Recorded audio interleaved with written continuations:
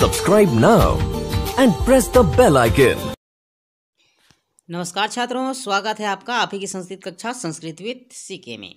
आज हम देखेंगे कक्षा षष्ठम का संस्कृत और आज का पाठ है अष्टादशः पाठः नीति नवनीतम। नीति नवनीतम अर्थात नीति के श्लोक। तो चलिए प्रारंभ करते हैं। छड़े तुष्टाः छड़े रुष्टाः रुष्टाः तुष्टाः छड़े छड़े अव्यवस्थित चित्तानां प्रसादोऽपि भयङ्करः प्रसादोऽपि भयङ्करः। छड़े तुष्टाः छड़े रुष्टाः रुष्टाः तुष्टाः छड़े छड़े। तुष्टाः तुष्टाः मतलब होता है संतुष्ट हो जाते हैं, क्षणे क्षण भर में ही पल भर में ही।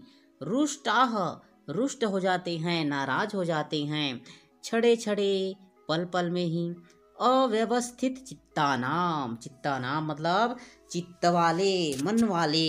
अव्यवस्थित अव्यवस्थित अर्थात जिसका चित्त व्यवस्थित नहीं है।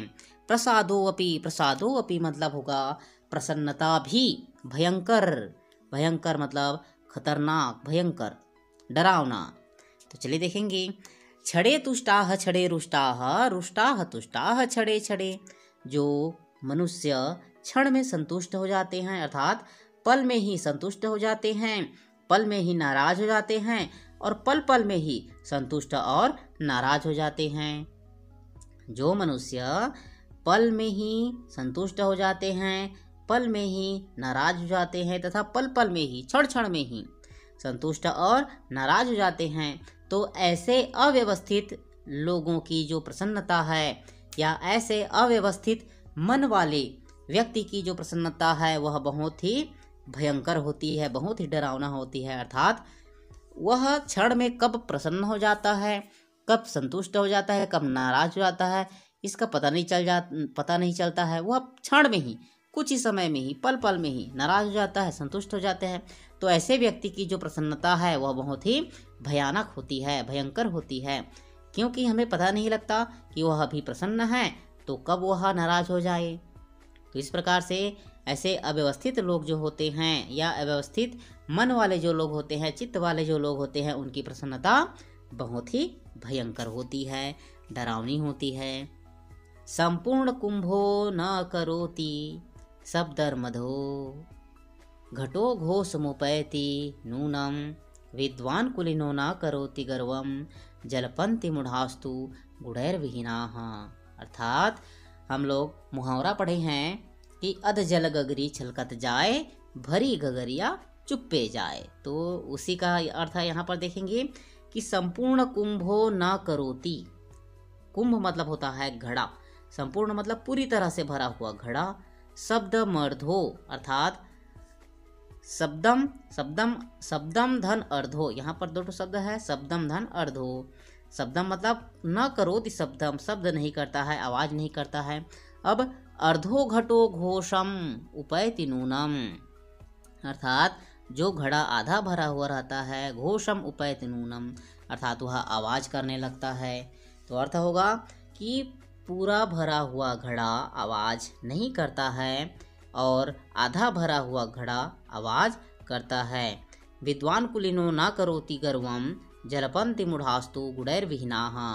उसी प्रकार जिस प्रकार पूरा भरा हुआ घड़ा आवाज नहीं करता है और आधा भरा हुआ घड़ा आवाज करता है, ठीक उसी प्रकार जो विद्वान और कुलीन व्यक्ति होते हैं, विद्वान कुलीनो न करोति गर्वम, विद्वान और कुलीन व्यक्ति जो होते हैं वो गर्व नहीं करते हैं, परंतु जिनको अर्ध ज्ञान रहता है, जो मूढ़ रहते हैं, मूर्ख व्यक्ति रहते हैं या गुण से विहीन होते हैं, वो कैसे करते हैं, उस आधे भरे हुए घड़े के समान वो क्या करने लगते हैं, दिखावा करने लगते हैं। वो लोग जो है अपने आप पर गर्व करने लगते हैं।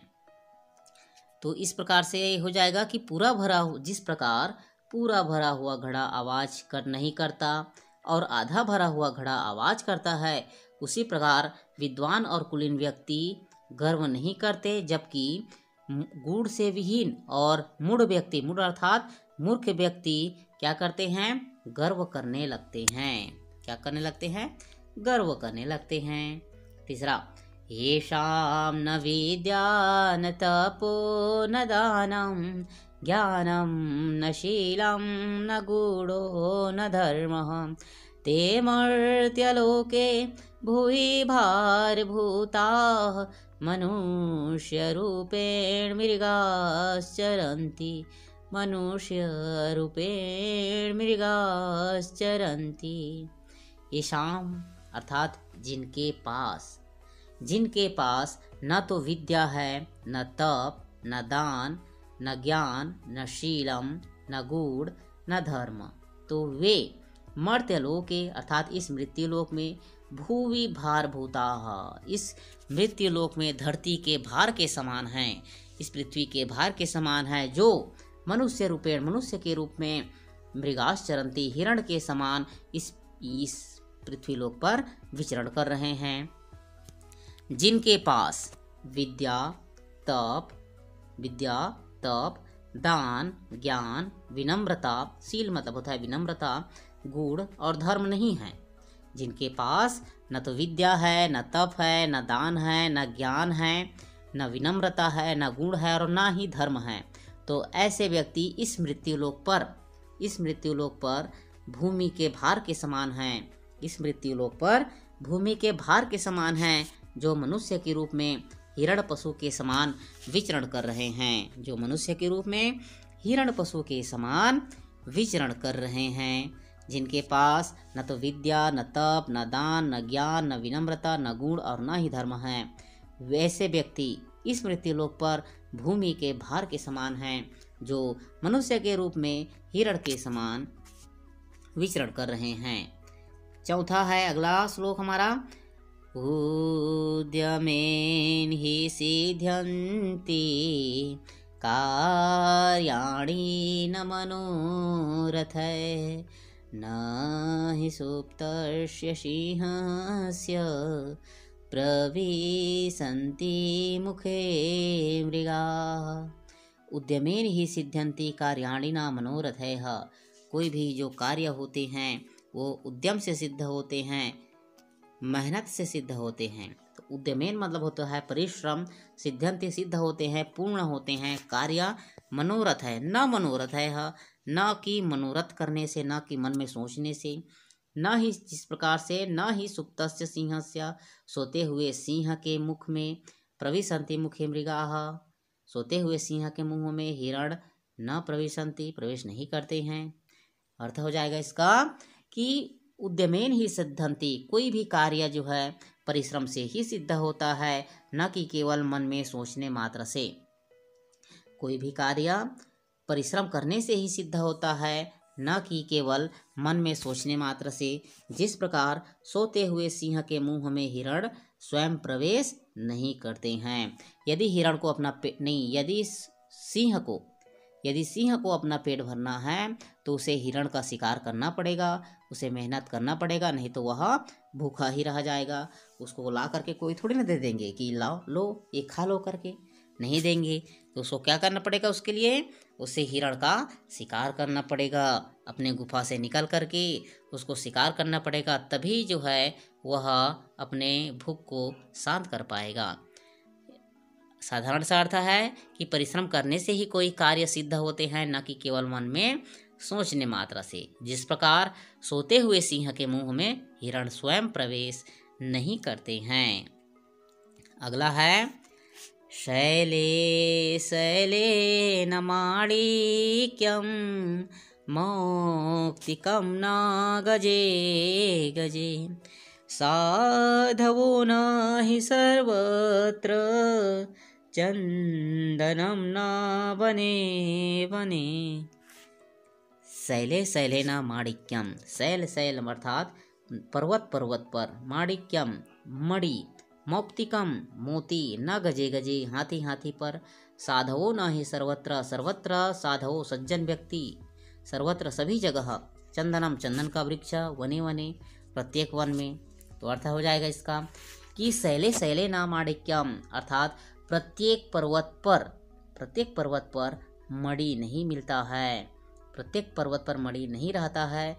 मौक्तिकम ना गजे गजे प्रत्येक हाथी के मस्तक पर मोती नहीं पाया जाता है, प्रत्येक हाथी के मस्तक पर मोती नहीं मिलता। साधवो ना ही सर्वत्र सज्जन पुरुष सभी जगह नहीं रहते हैं, सज्जन पुरुष सभी जगह नहीं रहते हैं। और चंदनम ना वने वने चंदन का वृक्ष प्रत्येक वन में नहीं मिलता, चंदन का वृक्ष प्रत्येक वन में नहीं मिलता। अर्थ एक बार और पुनः कि शैले शैले ना माणिक्यम प्रत्येक पर्वत पर मणि नहीं मिलता। मौक्तिकम ना गजे गजे प्रत्येक हाथी पर मोती नहीं मिलता। साधुओं ना ही सर्वत्र सज्जन पुरुष सभी जगह नहीं मिलते। और चंदनम ना वने वने प्रत्येक वन में चंदन का वृक्ष नहीं मिलता है। आगे यस्य नास्ति स्वयं प्रज्ञा शास्त्रं तस्य करोति किं लोचनाभ्यां विहीनस्य दर्पणं किं करिष्यति दर्पणः किं करिष्यति। यस्य जिनके पास नास्ति नहीं है स्वयं की प्रज्ञा अर्थात बुद्धि शास्त्रम शास्त्र भी तस्य उसका करोति करता किम क्या लोचनाभ्याम बिना नेत्र के विहीनस्य लोचनाभ्याम अर्थात नेत्रों के विहीनस्य विहीन अर्थात नेत्रों के विहीन नेत्रों से विहीन बिना नेत्र के दर्पणः दर्पण भी किम क्या करिष्यति करेगा। अर्थात देखेंगे यस्य नास्ति स्वयं प्रज्ञा शास्त्रम तस्य करोति किम जिसके पास स्वयं की प्रज्ञा नहीं है जिसके पास स्वयं की बुद्धि नहीं है शास्त्र भी उसका क्या करेगा। जिसके पास स्वयं की बुद्धि नहीं है स्वयं की प्रज्ञा नहीं है उसका शास्त्र भी क्या कर सकता है। जिस प्रकार आँखों से विहीन अर्थात जिस प्रकार नेत्रहीन व्यक्ति के लिए दर्पण भी क्या करेगा, जो नेत्रहीन व्यक्ति है उसके लिए दर्पण का कुछ मोल है नहीं है।